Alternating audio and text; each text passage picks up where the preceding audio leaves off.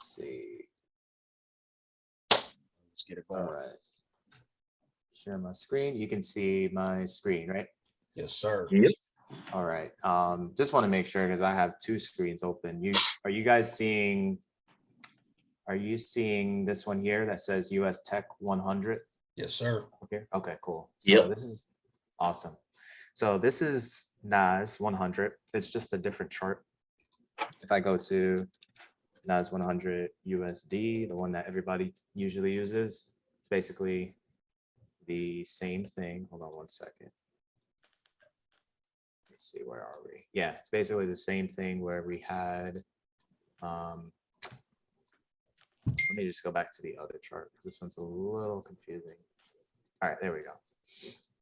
So I sent you guys a picture earlier in the week just saying how we had this impulse move on this NAS 100 going straight down. Let me change the color here. We had this nice impulse move, right? All the way down. This can be seen as one leg, just like on a higher time frame, like the 1 hour. Where are we? Right here. So basically what I was looking at was how market structure, if we follow it from up here, we have this move up, this move up, this move up, this move up, and then a breakdown from this last higher low. Started to shift the market bearish, came back up into the supply zones up in this area.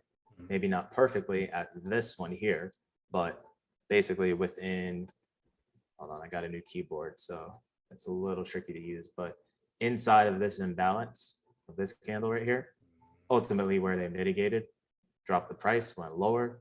So then it broke this low and we made lower lows from that point on, right? Inside structure, created lower low, that got broken. And then this move right here, the big one, was what I was watching where we took out this low. And what I've learned from the Smart Money Concept group that I'm in is that the market can be seen basically in like 3 boxes. The first box being the impulse, the second box being the supply or demand zone that created the impulse, right? Or the third one being the boxes that would confirm your entry, which was ultimately here, which I'll go into deeper in a second. But basically, this is the impulse move. So that's box number 1. Let me just remove everything real quick, just to kind of keep it clean. Yeah, I got to get used to this keyboard. But if I delete that, delete all of these drawings here, you kind of see how this was the high and this was the low of the impulse, right? So normally traders would go ahead and go to their Fibonacci, high to low, look for the golden zone retracement or whatever and try to get into the sells there. But on a lower time frame, 15-minute, basically what I saw was that this last area right here was unmitigated, meaning there wasn't really any candles tapping into it after it left. It just one last buy before structure broke right over here. So that kind of left that footprint for me to say, okay, that's a supply zone that I want to use when price starts heading back up. And the zone did hold, but it didn't hold to liquidity here at the bottom like I wanted it to. And that's okay. Like, it doesn't always make it down. You might find some inefficiencies in here. These demand zones continue higher like it did. But the point is, in here, I was able to get a sell that ultimately would have meant partials. I could have partialed anywhere before this demand zone hit and still captured like a 1 to 18 risk to reward. So that's pretty good. But if I just go into how I got into the trade, it'll kind of start to make sense. So just to reiterate, again, it's impulse. So mark it with a box. First box. Let's make that blue. It's supply zone that created the impulse. You could argue that it's the one at the very top. Okay, this is just how I trade. I'm sorry if it's confusing, but that would be a valid area for me to look for sells as well. But I would just wanted to use the very last one that was left behind that wasn't mitigated right before it broke that structure right there, right before it broke that wick right there. So getting into the entry, I have the seconds chart. It's on TradingView Premium, so I can kind of break it down a little bit lower when I need to. But I know that usually you guys can only go as low as 1 minute. But pretty much if I'm looking on a 15-minute chart like this, and I have that structure break, that 3-box setup going on, and I have my supply zone, I'll want to look to get in on a lower time frame so I can confirm that that zone is going to hold, if that makes sense. So if I just hit replay, just so I don't get lost, back it up to about here. I'll go down to, first I'll go down to 1 minute, see if anything's clear. Basically, the way that I think of the market is like it's all fractal. So the stuff you're seeing happen on the 15-minute, you want to see happen on the lower time frame to get you into your entry and confirm it, right? So on this time frame, it's not very clear, but I know I went down to maybe a 15-second, and now it gets a little bit more clear, where if I zoom in, I have the same thing here. I'll just get rid of this box and bring my brush back. I have move up, higher low, higher high, right? So it broke that high. And then price shifts. It breaks this low. So now I have shift number 1. And the way that they teach it in my mentorship is when you're looking for an entry at your supplier demand zone, usually wait for 2 shifts. So we have 1 shift here in the form of that green box that I had on. I'll just put it back up. Green. And then this one right here. So that broke right there, came back in to the whole supply zone at this point. This whole green box is a supply zone. Tapped into it to mitigate, and then came right back down. So basically, on the break of this second box of the second low, that was a sell stop. And so I took that sell stop right about there when it tapped in, and my stop loss could have been here, but I wanted to protect myself and just put it above that structure there. And the trade just pretty much ran. But I think when this all happened, it was during that bank holiday. So the price movement was just really back and forth. It wasn't liquid. It wasn't just, all right, we're going down. It was so much back and forth. So my entry was on a 15-second, and just pressing the play button, wherever that thing is right here. Okay. Let's see where that led. So basically at any of these points, dropping that low, I could have taken the partial, right?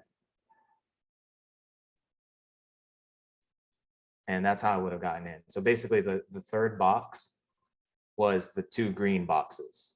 That's how I get in. I go to a lower time frame.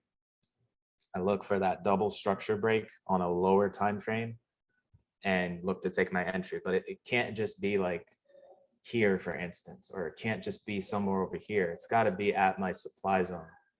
And the supply zone has to make sense, right? It has to be an area that was ultimately responsible for breaking that higher time frame structure, that 15-minute structure.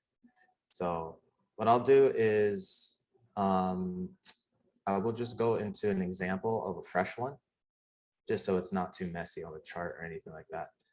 So let's see Euro USD, for instance. All right, this is a really good example up here. So if I'm on my 30-minute, let's say,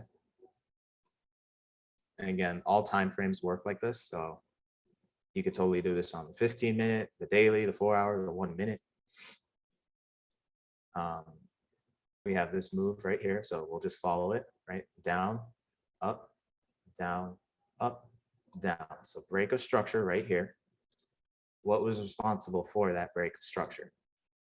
Well, this looks kind of confusing why it would be this candle, but if we break it down to a lower time frame, 5-minute, we get a little bit more detail as to that area being ultimately what? The last move up, the last aggressive move up that the banks put in to then sell down. So on their way back up, they're closing those aggressive buys from this area, and they're looking to exit those buys to then drop the market and go down and sell, of course. but you would have probably had entries up in this area, and just clean this up. So there probably would have been an entry right up in here, since it came back to that zone that ultimately was where I wanted to look for cells, right? So if I just like do this with colors again, it's going to be the impulse. So from this high to this low, that broke the structure here. That's a blue box. And this last up move, that's a red box. And my entry is going to be those two green boxes. So let's see. Jump down. This is a 5-minute chart. So there's generally a rule if you're looking to enter on a lower time frame based on this 5-minute time frame structure, you'll go like 30 times down. It's called the rule of 30. So if I'm on a 30-minute and I have the structure on a 30-minute, I'll go down to like a 1 minute, since 30 divided by 30 is 1, right? So in this case, a 5-minute, since I have seconds chart, I can look at like a 5-second maybe and see what that looks like. All right, so this is one big move up. So this would probably be the first block right here that breaks, the first green block. Right, and then the second one right here,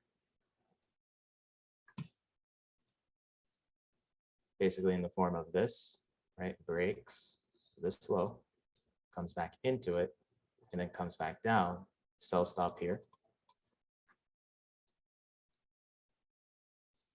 Right there. Stop loss could be here, but in this case, obviously it lost, and that's fine. No strategy continues to win every single time, right? But if we had it above the first block,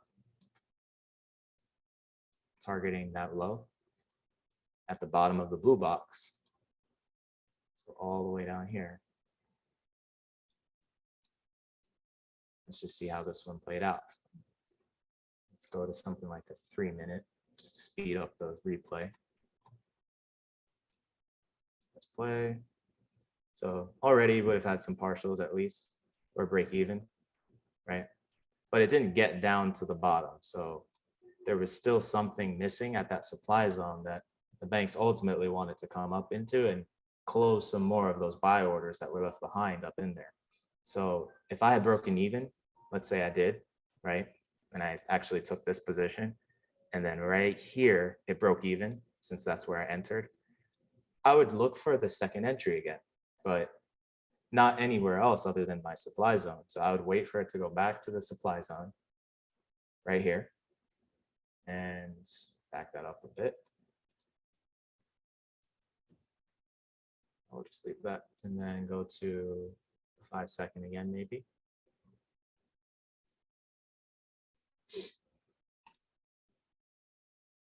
Okay.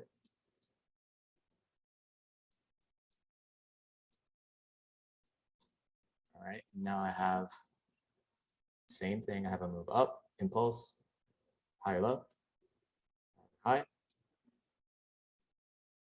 down, and actually, since everything we do is fractal, right? This could technically, this little, let's get rid of these. This little bearish candle right here could be seen as a break of structure, just on a 1 second. If I go to 1 second, see that? It's more or less like this now. Boom, boom, boom, boom, and then break, right? And then this little move up could be like the second green box, basically. So something like this. And then sell stop that, right? But let's just say that's not really what we're trying to do. We're not trying to do super small fractal structure breaks. We would just wait for something that's a little bit more obvious. So for me, that would probably be right here, right? Since the market is basically just doing like this movement here, right? So when that breaks, I have my first confirmation, basically.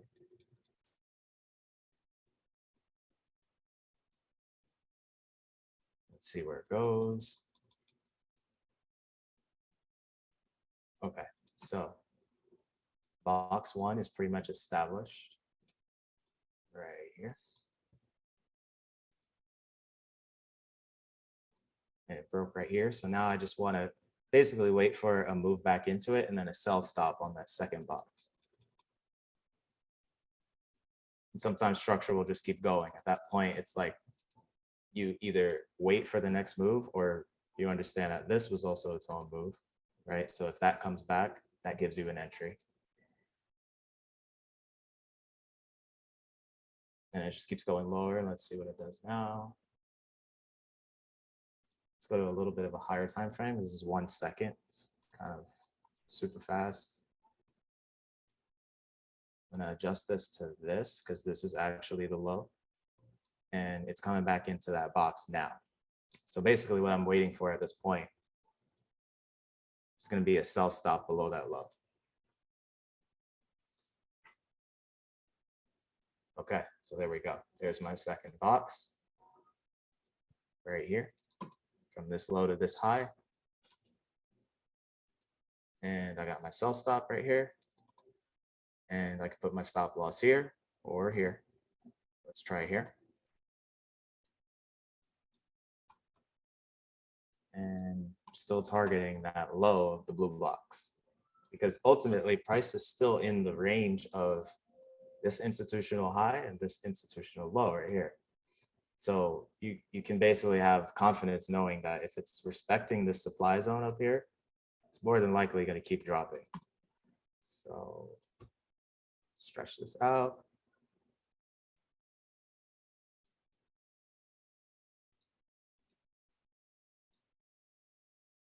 And let's see how this one goes.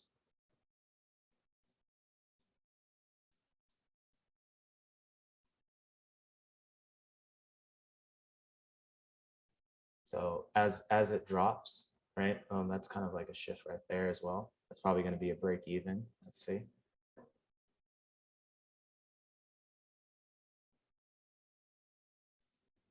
Yeah, I don't want to get too confusing, but I was just going to draw like as it drops, you have this structure breaking, right? That low to that high, break a structure. That low to that high, break a structure. That low to that high, break a structure. Comes back, it takes out this last high right here with a huge break up. And at this point, this high to this low is holding the structure bullish, right? Because as it comes back into that box right here, it mitigates about 50% of it and then goes right back up, targeting the highs. Okay, then it comes back down, fails to go higher, and then breaks the low of that box. So now we're bearish again, bearish from this low to this high.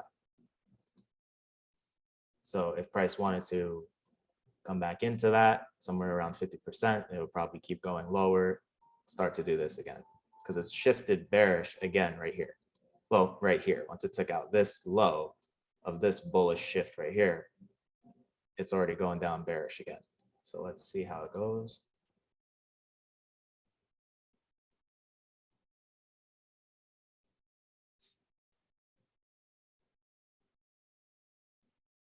Still bearish. And it delivers, right? All coming from a 5 or 15-minute structure that you saw broken and looking for the entry at the area that broke that structure. It can be kind of confusing, but it's really simple at the end of the day. It's just really understanding how the structure is, happening and just taking advantage of that zone that created the move that broke structure. And again, this works on any time frame. So if I look at 1 minute, perhaps, let's see if we can find another one. What's another good clean one?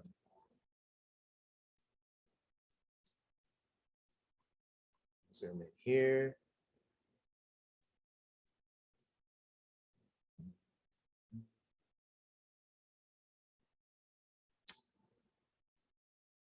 Okay. Now let's do another one. Hold 1 second.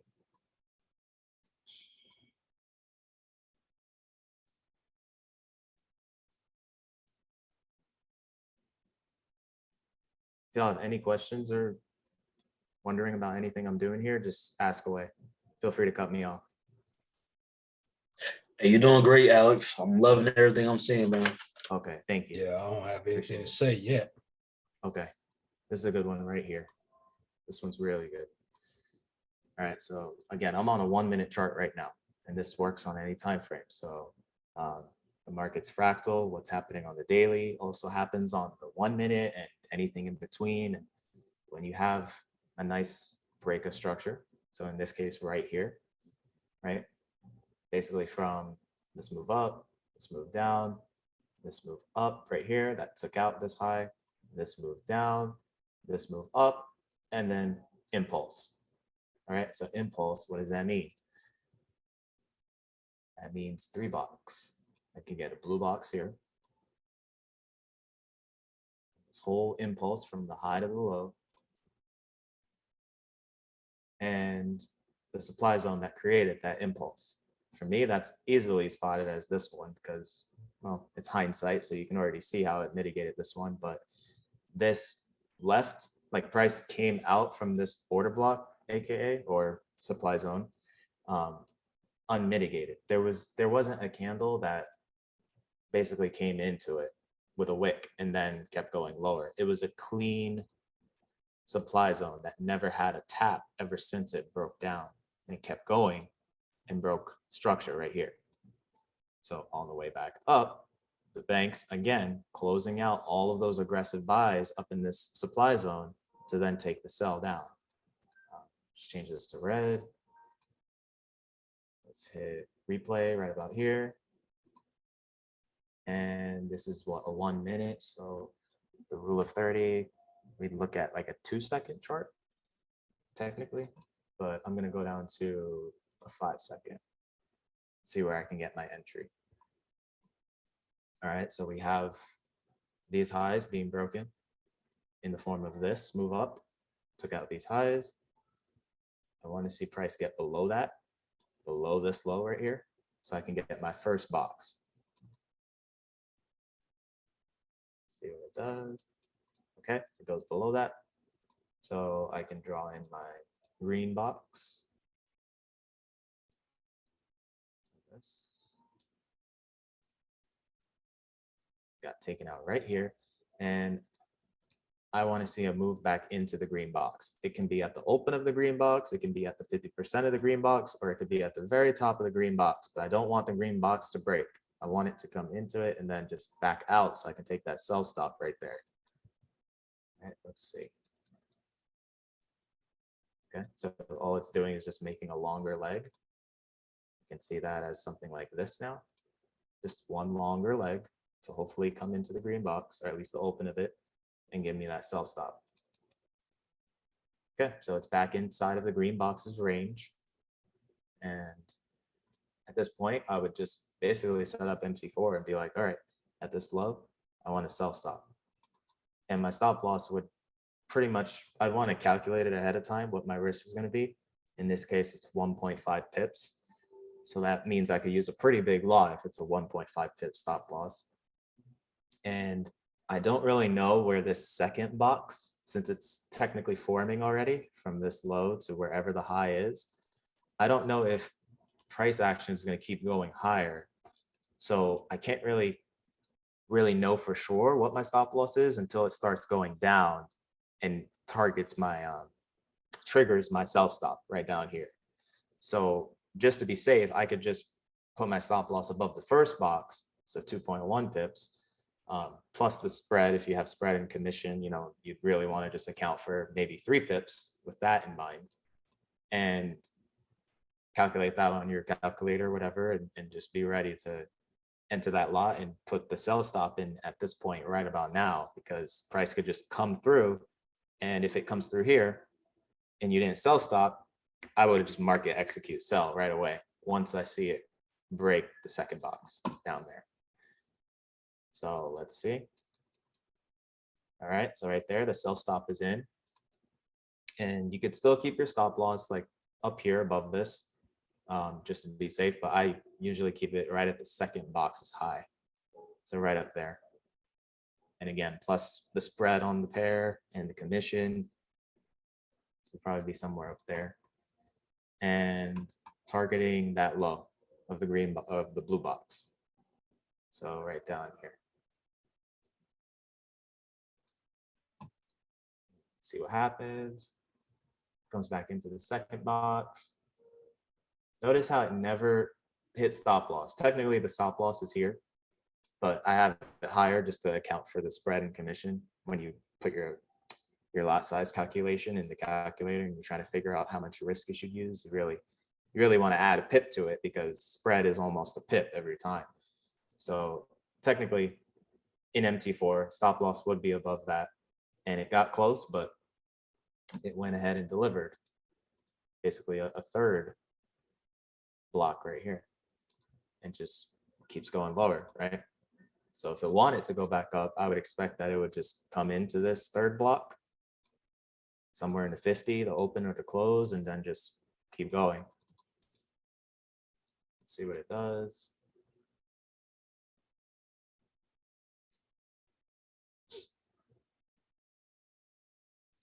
Keep in mind, like as price is going lower, there's this block right here holding everything bearish. There's this block right here holding everything bearish, right? That block held. That was the second opportunity to sell there.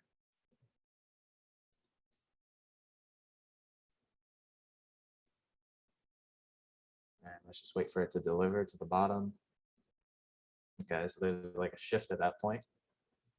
Let's see. Gone lower here from this high. We have a little shift right here. So we shift right here, bullish. Demand zones in this last move down before the shift up. We got some buys in there to target that high, right? Let's keep going. Maybe you took some partials off here if you were in the buy, but that low is probably going to get taken out and shift right back to bearish.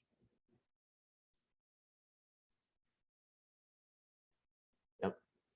And it delivers almost.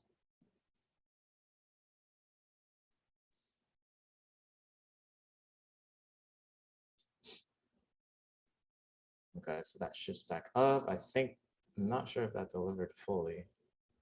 No, it didn't deliver fully, but let's see if it breaks even. Yeah, that would have been a break even right there. So just like with any other strategy, there's never like guarantees that price is just going to go to liquidity and then it delivers right when it breaks even. But again, it's up to you to manage how you partial, how you break even and stuff like that. If you didn't break even, that would have been a full win. But if you broke even, it would have taken you out right here and then continue to make the move down, which if that happened, you can already see by zooming in that price moved up, down, up, broke that low right here. So you already have box one. This is how I would re-enter. Box one breaks right here, comes back into box one with box two right here. And still stop that. Get rid of that for now. And that would have been a second entry just to move again. Yeah, that's it. So a lot of fake outs, it happens, but you know, ultimately this is like the way that I trade now, and it's just an easy way to have an edge in the market that works more than it doesn't. And when it doesn't work, I'm not risking so much to where it hurts when I'm losing over and over again. Like for instance, NAS. I took a bunch of -1s on NAS after it went down, but then started going up. Like I took some sells here, I think, where I was looking to take sells, and ultimately price just came up, tapped that out, right? Shifted bullish right here on Friday. And then from there, it's just continuing up, right? So probably won't be looking at NAS early in the week next week personally. But one last thing I'll show you guys real quick is AU on a higher time frame. Let's just clean all this up real quick. And I do this on like the daily too. Like it really helps you to know what the higher time frame's really going to do and which way you should be trading for the week. So AU is a nice example of this move up, this move down, this impulse up, structure broke there on the daily, price came back into the inefficiency within this imbalance right in here and gave you the buys right up in there for that move. But currently, this is the new move for AU on the daily. So this break of structure pushed up here. I see this as one big move up. And then all this bearishness that we had last week into oops.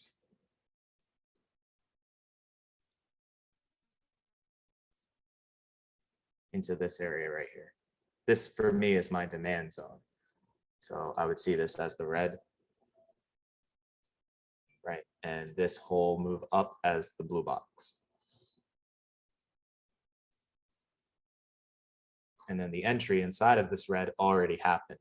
This is 4 hours, so I'll go to maybe a 15-minute for the entry.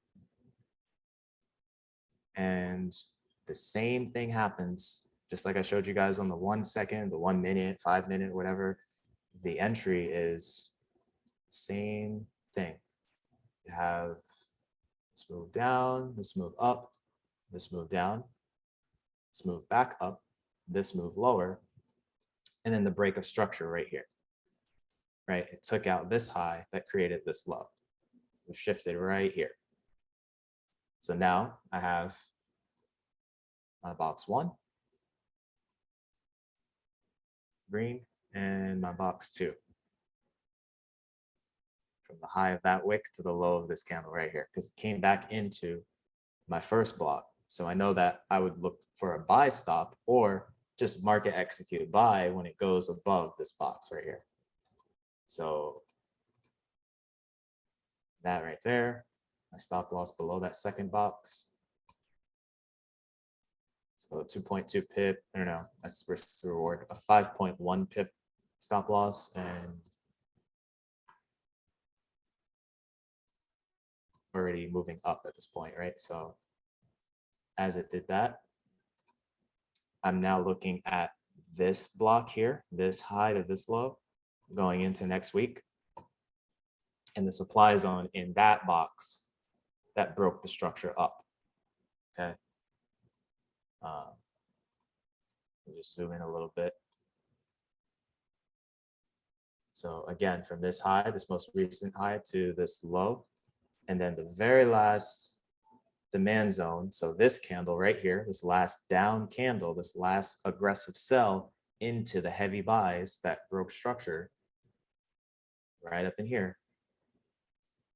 I want to get a buy in here going into Monday, Tuesday, Wednesday, whatever day it happens, if it happens, because AU might just keep going up, you know. But I would want to see something like this happen. And I can get my buys in there. And ultimately, from that supply zone, possibly target the very high of the daily structure, all the way up here. All the way at these wicks up here, these equal highs up here. And if that trade hit, basically from that entry I just showed you guys down here, and it continues to run and not stop out at break even, that's 1 to 52 risk to reward. So that's pretty crazy stuff. If you're risking 1% on that trade, your account would be up 52% when it hits the target. That's really good. So this is just how I trade. You know, smart money is cool because it can help you to get big risk to reward trades like that. And you'll take a lot of losses doing it because it's a big learning curve. It's not something we're very used to, and we see the market in different ways. Like I know a lot of retail ways, like I used to trade, you know, you'd follow this trend line up, you'd follow this trend line down, but it's crazy because like at this point, I'm already looking to buy, even though that trend line is still there.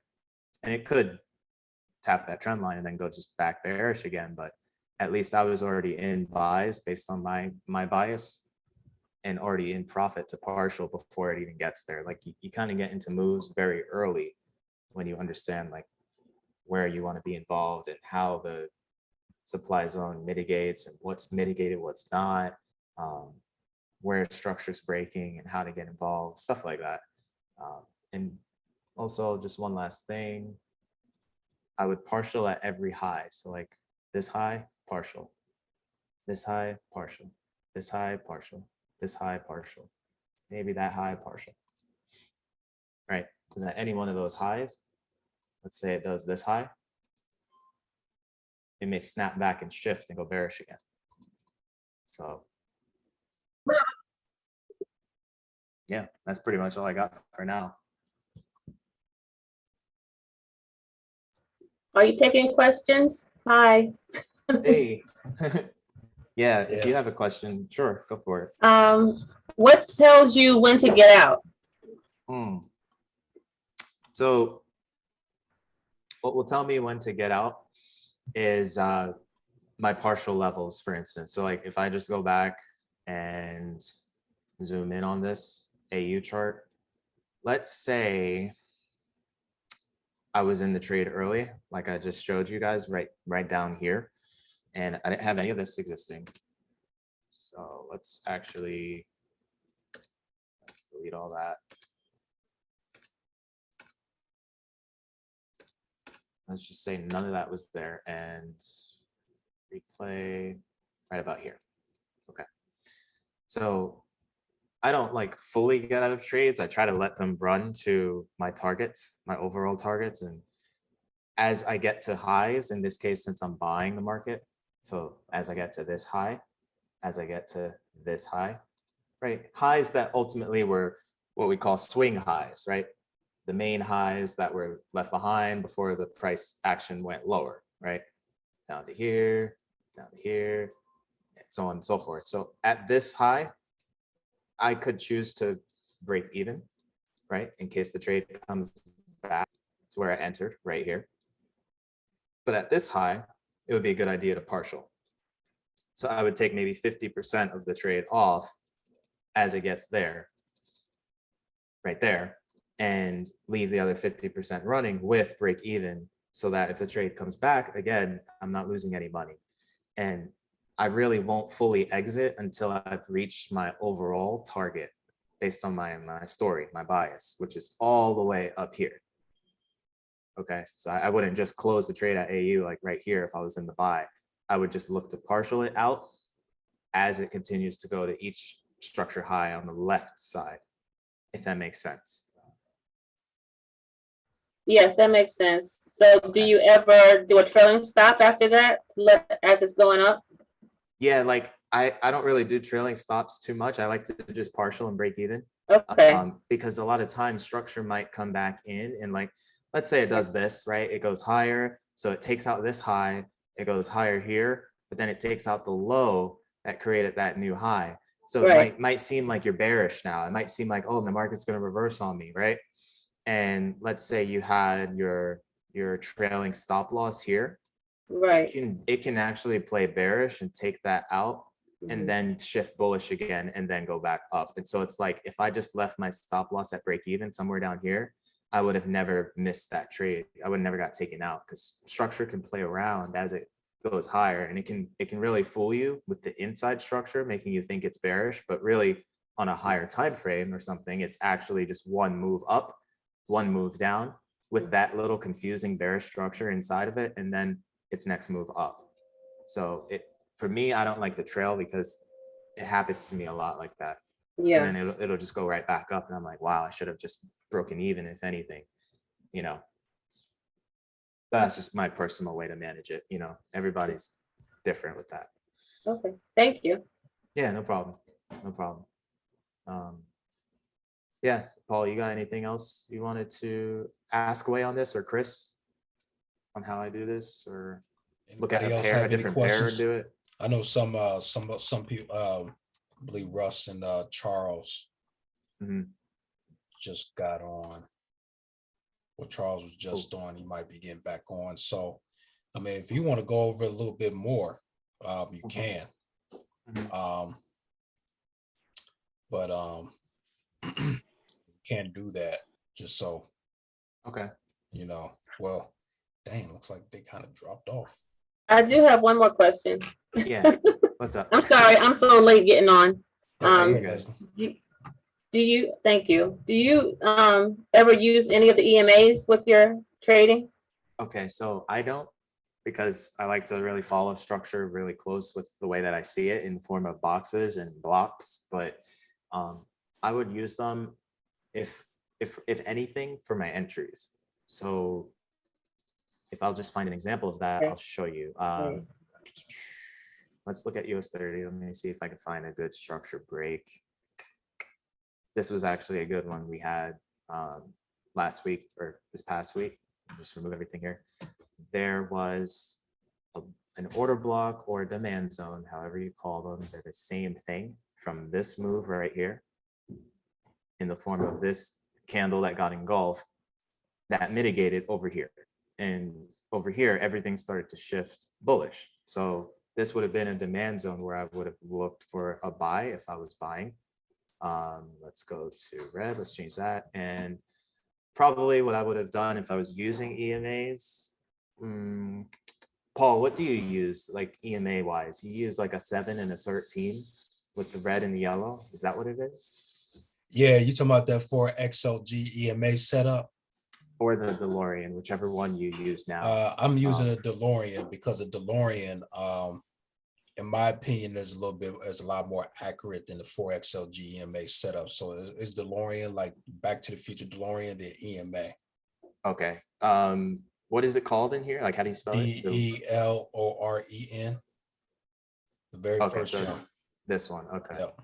And you haven't modified it at all, right? I did modify. The only thing I changed Mm, is if you go to the settings, mhm.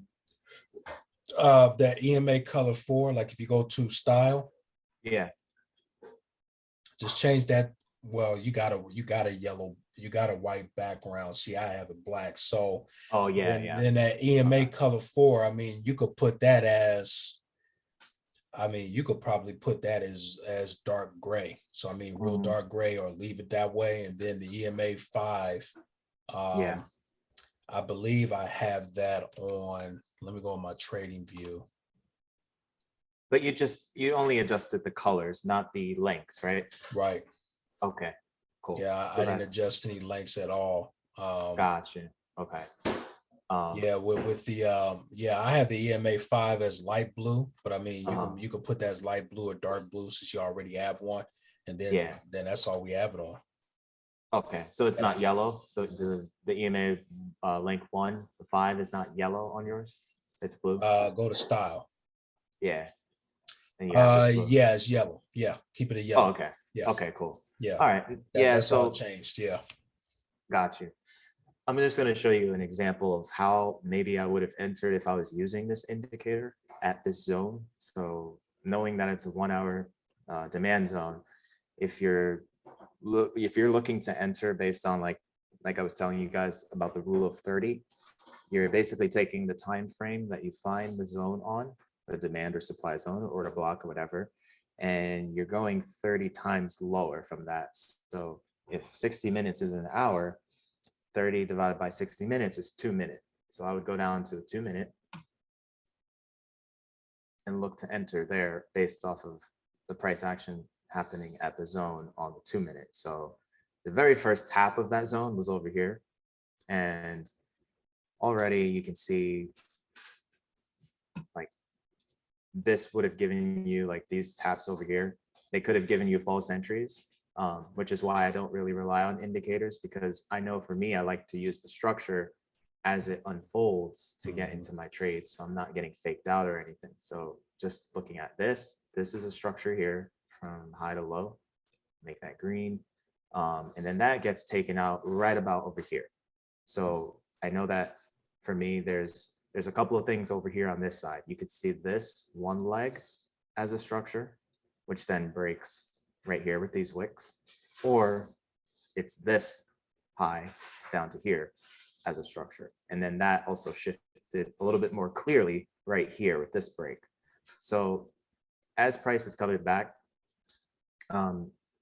again, shifts up, goes higher, but then takes out this low, right? And so on that last liquidation, on that last stop loss hunt, where everybody started buying and putting their stop losses here, here, those wicks took them out. Let's see how we probably would have taken advantage of the last attempt of buying. So 2 minute, I know that the market is fractal, so there's actually a structure break here from this bullish candle in the form of down, up, down, break, but it's on a lower time frame. It's probably a little bit easier to see on the 1 minute. Let's go back. Okay, somewhere over here. Let's see. Okay, so there's more detail on that 1 minute, a little bit lower than the 2 minute, to show you that down. So basically from here to here, structure, right? And then it comes back into it and goes lower. So from this high to this low, structure, and then it breaks. So as it breaks, I can look at my crosses on the EMA and just say to myself, okay, if I want to use EMAs and I know that I want to get involved when they cross, then is this a cross? No. But do I want to get in? It depends on how your rules are for EMAs. If I'm just waiting for a cross, let's see where I would get in. All right, so they crossed right here. I'll take that entry right at the top of the candle and my stop loss below that low. And that's how I would use the EMAs to get involved. But again, if you're not really following the structure, it'll fake you out a lot, because there's an EMA cross right here. There's an EMA cross right here. There's some here. There's here. They're everywhere. But we weren't ready to go bullish yet in any of these areas, right? So price just kept going lower. And then right here again on that cross, just would have taken that. And I don't even think I need to replay it. I can just exit. And you can see that it's just been going up since then, right? Might have broken even, especially if you got to here and then you were like, okay, I want to protect the trade, break even, and then it takes you out again. But I don't really use EMAs to answer your question. Not anymore, at least. But they do work, you know, you just got to understand the structure flow and use them in like harmony with that, you know? Yeah, I'm glad that Alex pointed that out about the EMAs, because that's exactly what I do with my EMAs. I've never, and me personally, I've never been the type of person that would just rely on indicators to get sniper entries, because you always have to understand market structure, especially when you start learning institutional. You want to use EMA crosses or certain indicators as just extra confirmation that what you looked at in the market as far as structure is correct. Yeah. Because fake outs does happen. And I can give you a perfect example, because me and Leslie and Chris, we looked at NAS 100 yesterday. Mm-hmm. And with the EMA that I use, it was a full cross. The yellow EMA was sticking all the way up and it looked like it was ready to buy. And price pushed up a bit. But I said, I'm going to still wait, because I'm kind of looking at the structure. I kind of see the order block. I kind of see what they're trying to fill. Yeah. They're probably going to go this direction. And what happened was it ended up being a fake out. Mm-hmm. So, and then price went and sold. And then that's when the EMAs crossed. But this time it went that direction in the sell. Yeah. So you have to understand the market structure. You have to understand the imbalances, the order blocks, all the stuff that you've been going over, and then let the EMA just be extra confirmation. It's almost like if you put extra cheese on the pizza, you know, you don't have to, but you say, hey, I want extra cheese for 50 cents. That's what the EMA need to be for your trade. You know, you don't want to just rely on EMAs and indicators as you say jumping in. You got to understand that structure, because those fake outs will happen, and that's what those banks are counting on as well. They know Right. retail traders are going to bank on that, and so when they try to buy up, they're like, okay, gotcha. You know, so Mhm. you definitely want to do it that way. Yeah, exactly. Yeah, because indicators, like they're there for they can be useful, but like you said, banks will do stuff that will make the indicators completely invalid. So it's never really good to rely on them. But you can use them for that extra confirmation at that zone if you need to. And just just basically how I drew this up for NAS real quick. It's in the form of these blocks, right? In the form of these structure blocks, you can call them. Um, they're the boxes are there basically to show me there's breaks of structure here that are still playing out bearish, right? There's a break of structure here, here. This is one leg down. It's kind of sloppy. It has inside structure in it, but then it comes up and breaks lower. So there's structure break there. There's this structure break here that I was looking at last week. And like I showed you guys, I had a good sell from this point right here, but it didn't completely go down to my targets right here. So I ultimately broke even on it and maybe took some losses as well because I was still looking at it bearish. But then Friday, we come and we have this impulsive move up, but it's still in the supply zone that's holding bearish. So I'm not fully bullish on Nas yet myself either, just based on this. I still feel like this zone could play out like this. Let's just act like we know this is going to happen. So like it goes up, comes down, right? Now the range is basically within this high and this low of this wick right here. I draw it across and then it breaks out. It goes higher. Okay. So it goes higher, comes back in. At this point, if we break this box, since that the high came from the low of this box, this low to this high, price starts playing around and then breaks down, I'm ready to sell again. But if in the form of like my double block method, I would want to see it come up and then give me that sell, stop, down. So but yeah, looking at all this bullishness, I don't know if that's going to happen. It might just completely blow through the zone and shift bullish again. But yeah, that is my take on Nas. I don't really like if I was to look at it higher. You see like this higher time frame, 4 hour. We could even do the daily. The reason why I would want to look to sell Nas if it respects that zone is because ultimately it's coming from this range, this high to this low. That was, oops, that got taken out by that big impulse there. So what do impulses usually have to do? They have to retrace, right? So at that supply zone, I was looking for sells to keep going low, low, low, low. And somewhere in this higher time frame structure range, maybe at this point, this last aggressive sell down before it kept going up, look for the real buys at that point. But you know how NAS and US 30 and all of them like to do, they just like to keep going up. So that wouldn't surprise me either. But yeah, I really feel like if some good sells can happen for NAS, it can really come really low and just finally get to this area and then start buying up. But that's just the story that I've created for this pair. And whenever you're trading, you just want to create that story for a higher time frame down to your lower time frame and just follow structure on whatever time frame you're looking at. Like you guys like the 15 minutes, so just follow that 15-minute structure, you know.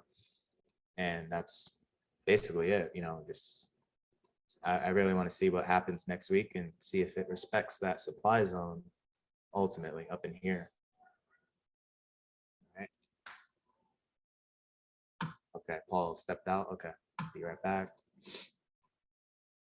Yeah. If anybody wants to look at any pairs, or Chris, do you want to show anything maybe? Are you cool with that?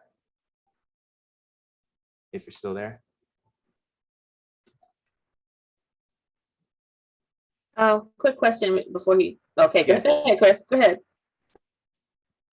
No, I'm sorry. What was the question, Alex? Oh, no, I was asking you if you wanted to share anything that you've had this week. I know you've been hitting trades left and right, man. I was curious to know if you had anything ready to share or. Yeah, absolutely. I could definitely share. Mhm. Real quick before I be able to share what I was able to do. Mhm. How does the market structure with the indices like NAS and US 30, how do they typically I guess map out or draw up on the charts? Do they kind of flow like how Forex flows and hit these structure zones at a repetitive type of way, or are they just kind of sporadic? Or Yeah, I would say they're a little bit more sporadic because Okay. they tend to go up a lot. So like when they're making all-time highs, there's no supply zone really. It's just like space, just like crypto. It's like it makes a new high. All right, well, how do we kind of know where it's going to go down and mitigate next? Like what zone is it going to respect next? So I think that's why on indices they always say use the lower time frames because there's more for you to work with on those sell zones or those buy zones. You know what I mean? Like they can be a little tricky compared to Forex. Definitely. Definitely. Because like the higher time frame stuff on, let's just like look at GJ real quick. There's plenty of areas on a daily that have supply and demand zones as well. Like this is not the all-time high for GJ. So probably like over here on the left, right? At least from this area, when price broke back over here, there was a supply zone up in here that respected and went down. Like there's always easier areas to identify on Forex pairs, I feel like, for those supply zones that hold and demand zones that hold as well. But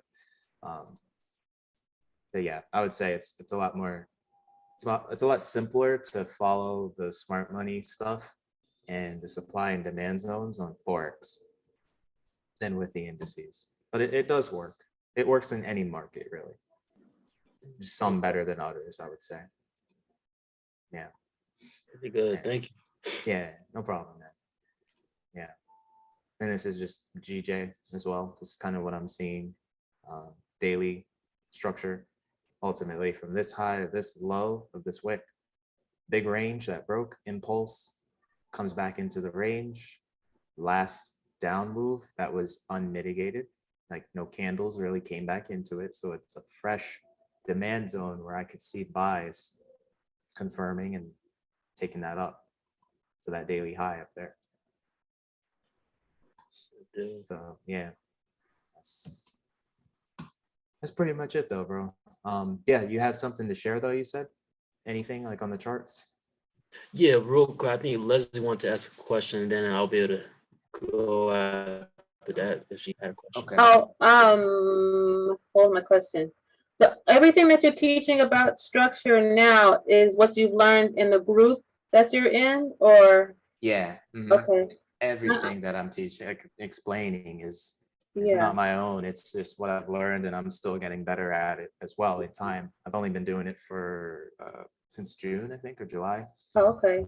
So Because the group that I'm in, they do teach some of that, but I do want to hone in more on the structure part of it, and your group seems to do that. I thought yeah, I thought you had sent a link already, but I don't see it. Would you mind sending the link again? You the get a link, chance? yeah, no problem. Thank you. For the Yeah. mentorship itself. Well, what the group that you're in that's teaching the structure strategy. Yeah. Yeah. I'll drop it in here if you want. That's cool. Thank you. No problem. Let me just see here. Let's see. You know what? Is it okay if I send it to you in the group text again? Because my computer gets a little slow. Sure, that's actually better. Yeah, thank Yeah, you. no problem. Let me see, 1 second. So I'm just gonna send you the YouTube video of the strategy that I'm explaining, the 3-box strategy. And again, you can follow it there. Just go through the description of the video in the bio. Right. There will be a link for his mentorship there Okay, if you wanted to join. that's fine. Thank you. Mhm. Okay.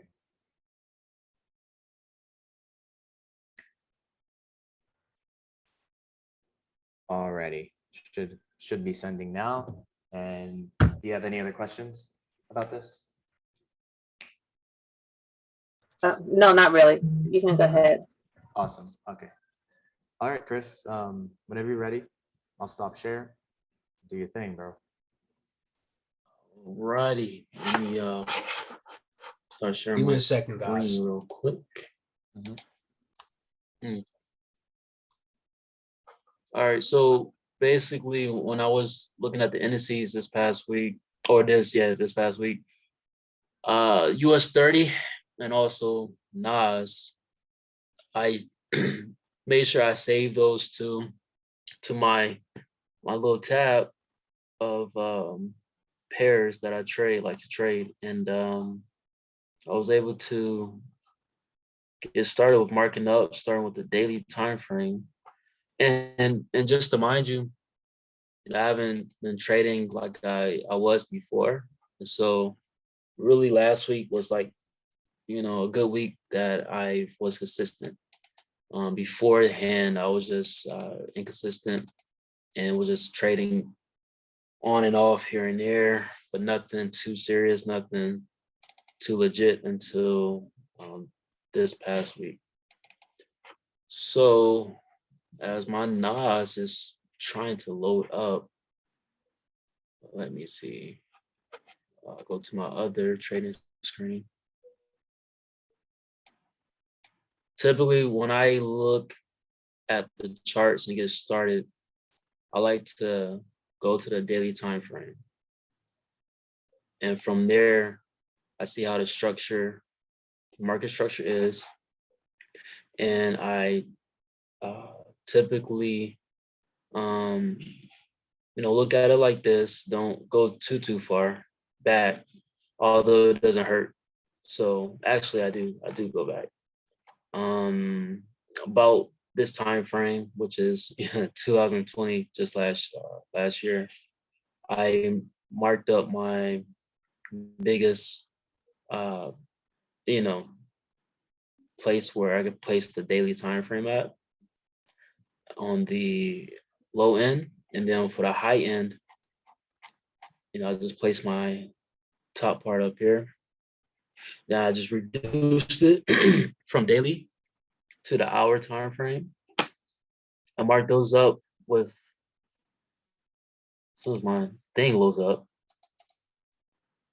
typically mark my daily with the yellow line, horizontal line, and my 1 hour with the green horizontal line. Let me back up out of here.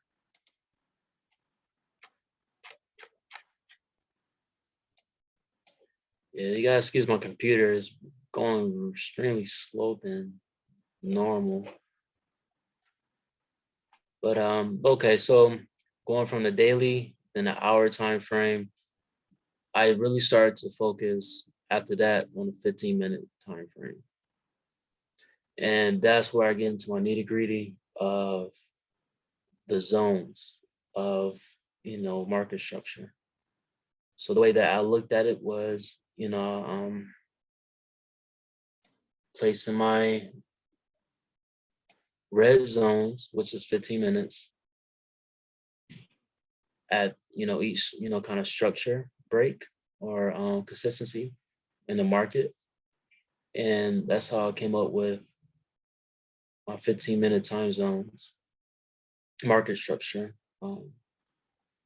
And with the market, the way that I was just going, let's just say I started on the 8th, right? So if the market was, hold on.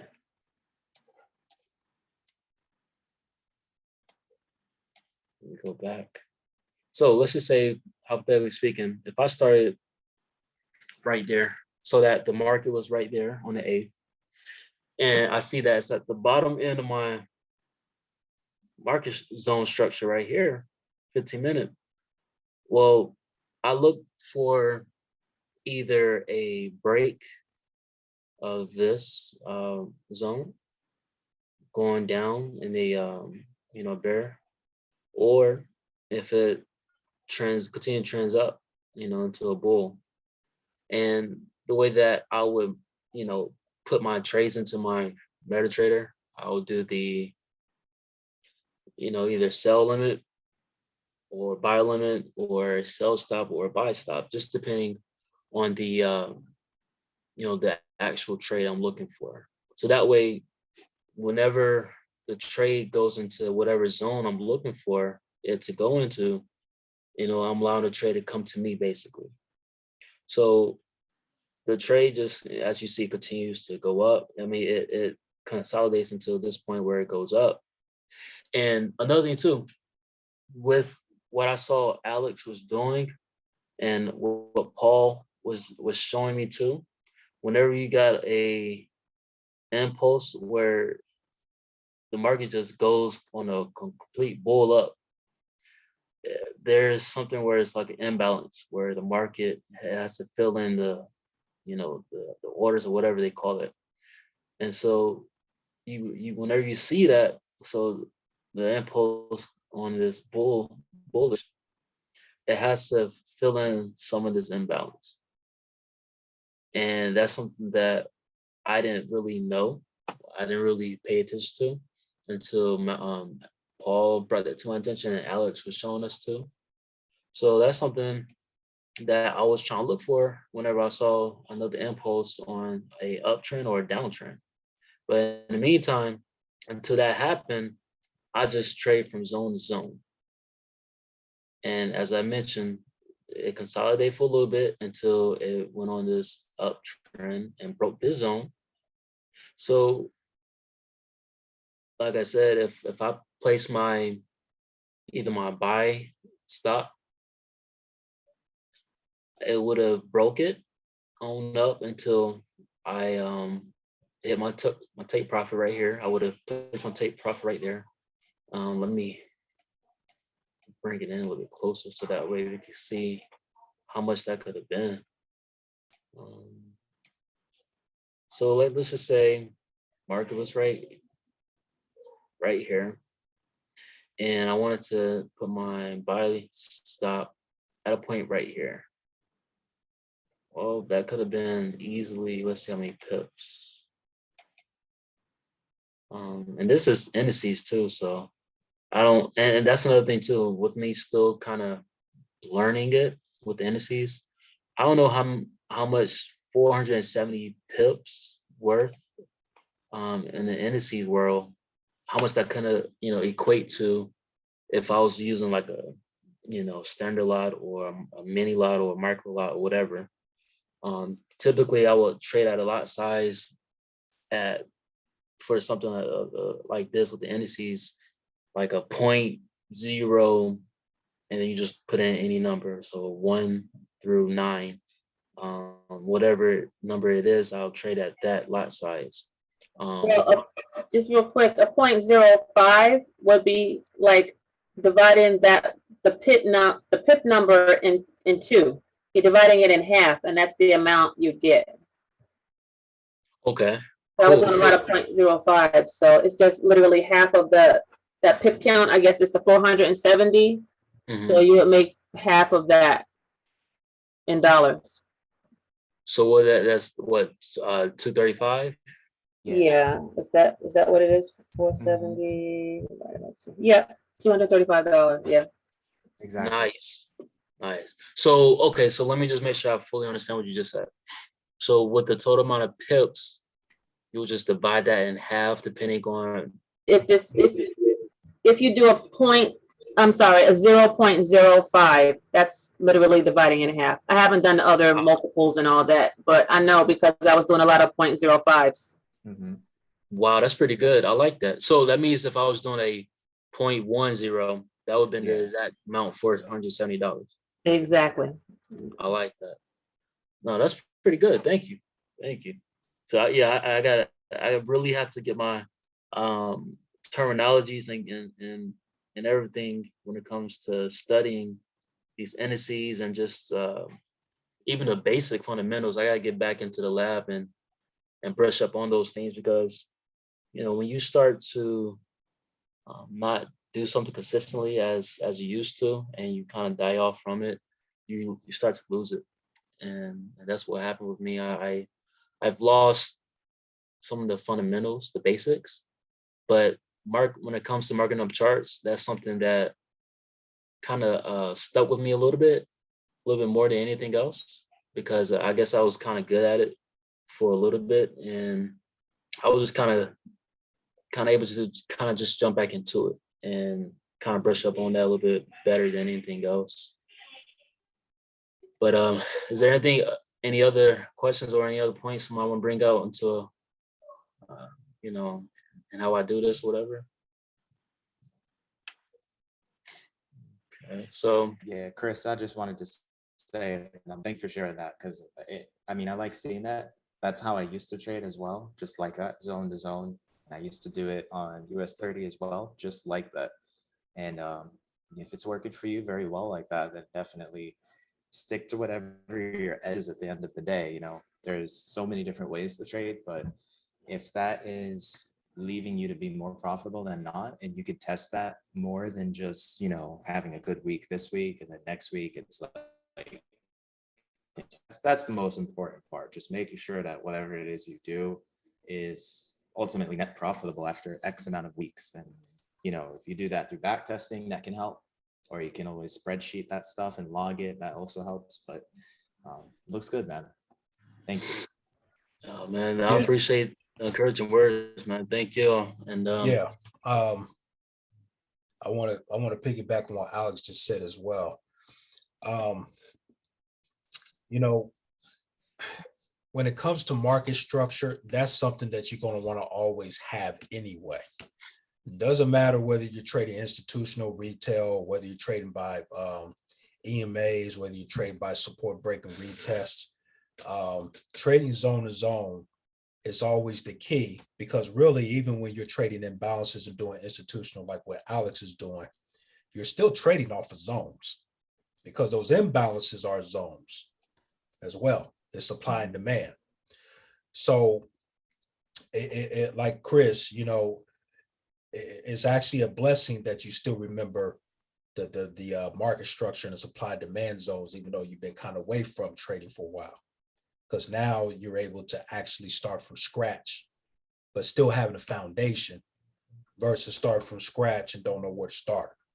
So if anything, as a trader, you want to always start with market structure anyway, because that's how you're able to put the pieces back together. And then once you put the pieces back together, then you'll have everything solid. Anyway. Yeah, absolutely. Yeah, I appreciate that. And until I've dived further, deeper and further into, honing into my craft and kind of perfecting as best as possible. This is what's working and for me, and like Alice mentioned, if it's allowing me to be profitable on a consistent basis, I'm gonna continue to strengthen my my sword, so to speak, when it comes to this in particular. But I find it so interesting and pretty cool how Alex just broke down when he was doing his markup and the institutional, I make sure I try to find the right terminology, but when he's doing his markings of the charts and he did different colors for different things that he saw, man, it really made so much sense that I want to study that and learn that too, so that way I can start being more precise, more accurate. Because one thing too, like, you could trade and you could trade good, but if you could get better at your craft, then why not? And so there's so much more I could get better at. And just trading at 15-minute time frame for me is good. But if I could do a sniper trade, like how Alex was showing us, he broke that thing down, I think less than a minute. He broke it down at 15 seconds or something like that. and he just really found a way to get in the actual trade and allow your trades to run as well. Man, that's really pretty cool. So I want to get better at it, and I'll continue to study it, and then add it to my repertoire. Yeah. Hey, thanks, man. And again, everything that I know and I've learned is in the mentorship. It's in a lot of the study material. So it's just ultimately a decision as to whether you want to join that or just take advantage of all the free YouTube content. A lot of that stuff on YouTube is already really good. It's just, it requires you to think of the market in a little bit of a different way and not get too lost in multiple structure zones. We only really care about like one or two zones at the end of the day based on how structure is playing out currently, and just follow it. On that higher time frame, follow it, and then on that lower time frame, like 15-minute, you can still follow it leading into that higher time frame. And when you get to that higher time frame, you can follow it on the lower time frame to go with that higher time frame story. Like everything is happening within each other. So it's called fractal. The market is fractal and it repeats itself, and there's structure inside of every leg. And if you feel like you're not really understanding that too much, then feel free to check out that content. It's there. And I sent you guys the link again to one video that really explains how I do this. And yeah, I appreciate it, man. It was not easy to kind of see things like this, but I promise you it's worth it, because it just kind of keeps things more simple than you really believe it. I was learning about they call it the 415. You look at the 4 hour for the Yeah. trend, and then to get in on the 15-minute. Yeah, so that's similar to the rule of 30, basically. Yeah, I didn't hear about that one until you just said that one. I was like, okay, that sounds good too. Yeah, exactly. Like basically you find your zone, your demand or supply zone, and on that 15-minute within that zone, you'll look for that confirmation based on the structure on that 15-minute in that zone on the 4 hour. So Right. it's like you can take advantage of time frames like that. Have you done any of this with Bitcoin or the indices? Because Bitcoin's spread is huge now. Yeah, So it's yeah. like, I don't know. Yeah, it's crazy. I do trade it sometimes. Like I did a nice run on Ethereum. Oh, I can show you guys if you want. yeah. Okay. If I have time. Yeah. Yeah, I mean, as long as everybody else is cool with timing, I'm good. Oh yeah, absolutely. Man, go Okay. ahead, big dog. Man. Hold on one second. Let me see. Make sure I got this share. I've been waiting for this moment all year. I thought you were about to say you wait for this all your life. I'm like, wow, that's a long time. Yeah. Hey, like Meek Mill said, is this what we've been waiting for?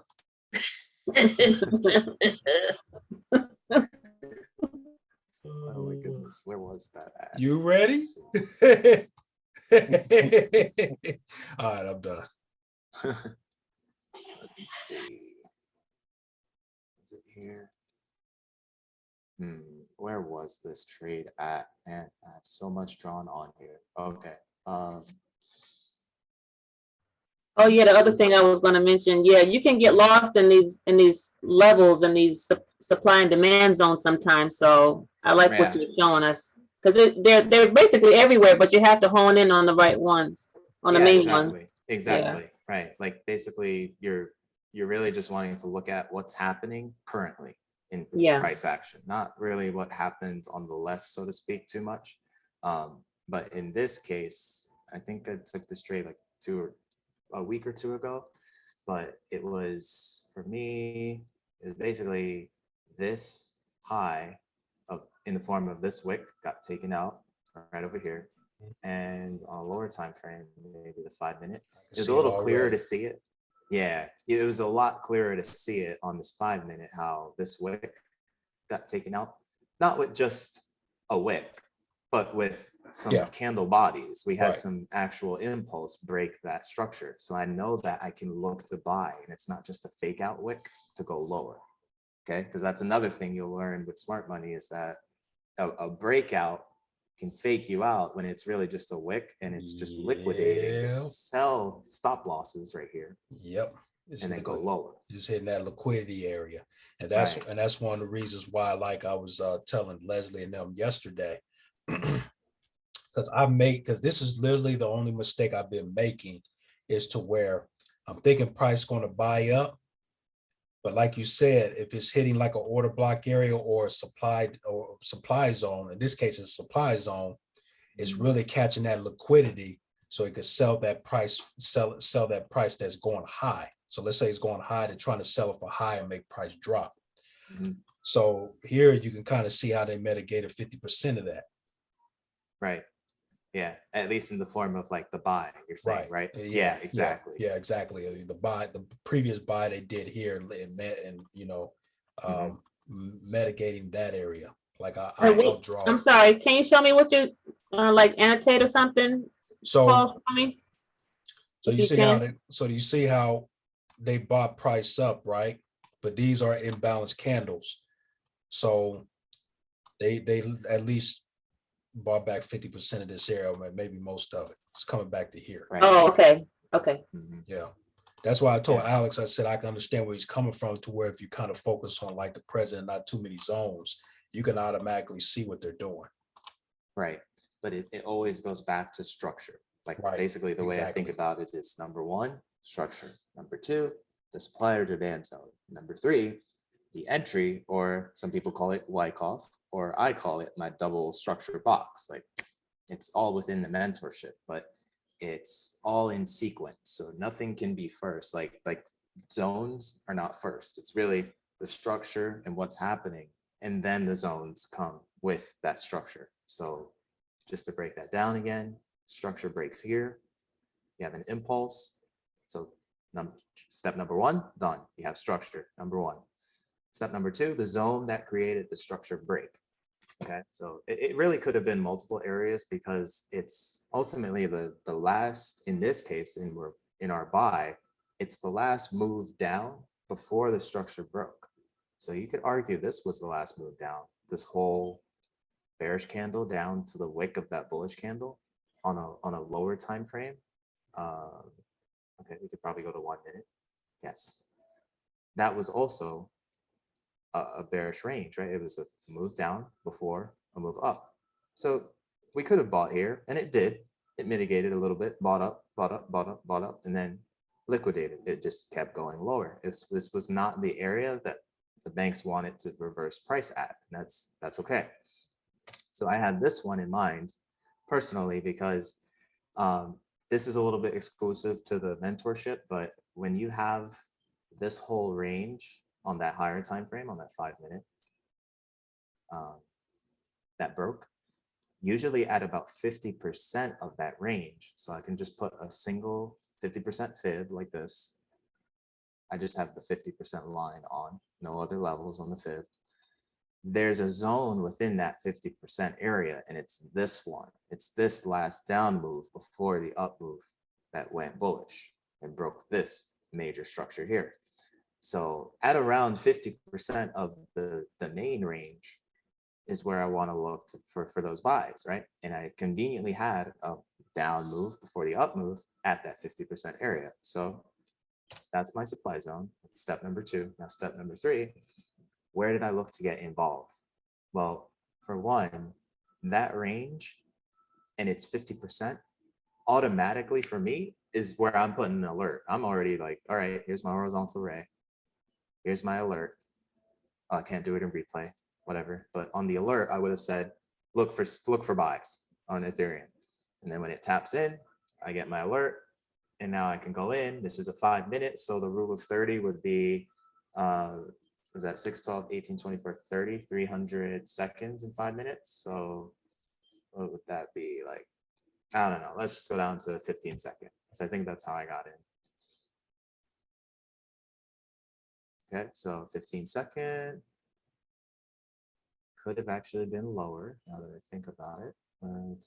I hope it'll let me go back this far on a lower time frame. 5 second. Okay, cool. Perfect. So 5-second. As we got to that 50 and my alert went off, okay, I'm looking at the wicks and I'm like, all right, if I zoom in very, very close to this area, structure is ultimately, it has this high here. You know what? Let me change. Let me do this. This will be a little bit easier to see. Do that and change it to red. Okay, so that high, move up, move down to this low, the low of this wick. Okay, it moves up to probably around here. And then this wick goes lower than this wick. Or no, I'm sorry. I'm looking a little too closely. It's actually this as the lower high, right? So again, lower high, lower low, lower high. And this wick gets taken out by this wick. So this wick's a little lower. This wick for me is now the lower low. And basically the lower high from that lower low that gets taken out in the form of this green box is my confirmation number 1. Now I'm waiting for 2 confirmations, not just 1. So confirmation 1 takes place right here, right with that impulsive candle right there. Okay. So now, as I see that, I'm like, what was the last down move before that up move? Well, I could have done this differently and just literally taken this last candle right here. And that became a buying zone right there. So I could have actually taken a risk entry right here and bought at the open of this, like a buy limit, right at the open of it, stop loss below that zone, and literally have like, I don't know, I don't even know how to count pips on Ethereum, but it wasn't even any more than like 30 cents of a stop loss on the price of Ethereum.